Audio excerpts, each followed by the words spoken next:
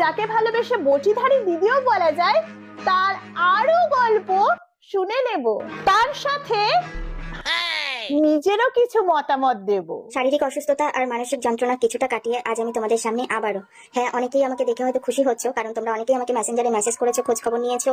কে তারা যারা একে দেখে খুশি হচ্ছে?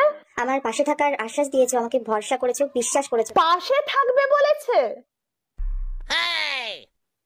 দিদি। বলছি যে কটা নাম বললে ভালো হতো, মানে যারা তোমার এত কেয়ার করে, নাকি সবটাই ভুল? আসলে এইসব বলে মানুষের সহানুভূতি পাওয়া যায়, নয়তো বটিধারী দিদির পাশে কেউ কি থাকতে চায়? না না, তাই বলে এটা ভেবে না যে আমি তোমাকে দেখে খুশি হইনি। আমি তোমাকে দেখে কিন্তু খুব খুশি হয়েছি, তাই জন্যই না বসে বসে তোমার ঢাক বকা শুনছি, মানে কথাগুলো শুনছি। জানি আবার অনেকেই আছো যারা আমাকে সহ্য করতে পারছো না, তার এইটা ঠিক বলেছো। নানান কথা ভেবে একটা খারাপ সিদ্ধান্ত নিয়েছিলাম। যাই হোক, মরে যাইনি, বেঁচে আছি। আরে মরার জন্য থোড়ে, ওটা তো ভিকটিম কার্ড প্লে করেছিলে। এবারে এত মহান দিদি যে মৃত্যুর মুখ থেকে ফিরে চলে এসেছে, তাকে কি একটু ওয়েলকাম না করলে চলে? তা দিদিকে একটু ওয়েলকাম করে নেওয়া যাক। বাজা বলো জয় বটিধারী দিদি ভাই, বলো জয় বটিধারী দিদি ভাই, ভাইকে ভালোবেসে দেবে, ভাইকে ভালোবেসে দেবে, বটি দিয়ে কোপ দিতে যায়, বলো জয় বটিধারী দিদি ভাই।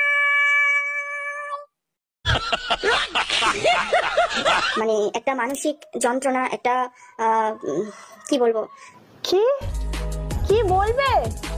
আরে যদি কি বলবে সেটা নাই জানো, তাহলে বলতে বসেছো কেন? তোমাদের সাথে কিছু কথা আমি শেয়ার করব, কিছু কথা আমার মনে হয় শেয়ার করার দরকার। জানি শেয়ার না করলে হয়তো ভালো হতো। সত্যি কত নাটক, মানে শেয়ার করবে বলে ভিডিও করছে আর অন্যদিকে বলছে যে শেয়ার না করলেই ভালো হতো। ভাই বোনের মধ্যে ঝগড়া ঝাঁটি ঝামেলা মারামারি কাটাকাটি প্রচুর হয়ে যায়। ঠিক বলেছো, কিন্তু বটি দিয়ে কোপাতে কজন যায়? কিছু কথা আমার তোমাদের সাথে শেয়ার করার আছে, এত কথা না বলে সেটাই বলা ভালো। দাঁড়াও দিদি দাঁড়াও, একটু রেডি হয়নি, 1 মিনিট।